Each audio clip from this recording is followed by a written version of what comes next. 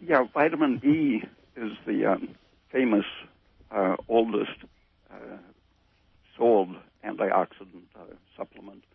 But it was, when it was first discovered, it was called the fertility vitamin, and it was sold to increase virility and fertility and so on. But the Shute family in the 1930s found that it not only made infertile women more fertile, by analogy with what my professor did 20 years after that, but he was doing it clinically, and he knew that these women with excess estrogen who were infertile often suffered from blood clot diseases, venous clots, and sometimes embolisms in the lung and strokes and so on.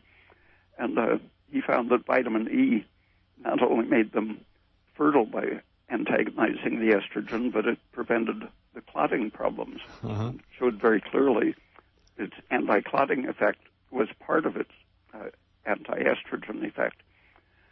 And since the estrogen had also, during that same period of about 15 years up to 1940, it was known to intensify the effects of unsaturated fats in oxidizing.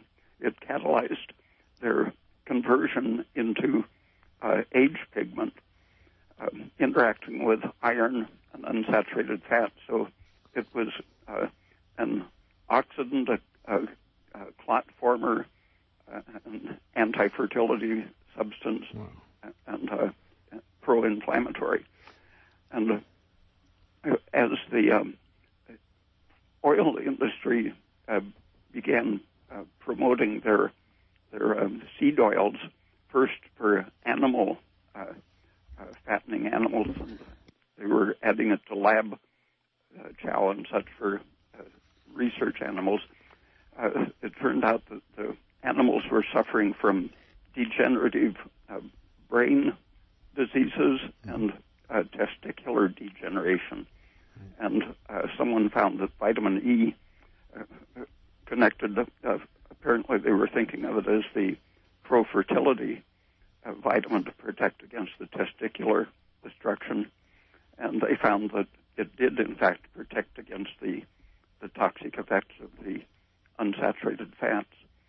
And this was a very sudden shift away from vitamin E as the anti-estrogen, and it started being called the antioxidant, protective against the breakdown of the unsaturated fats.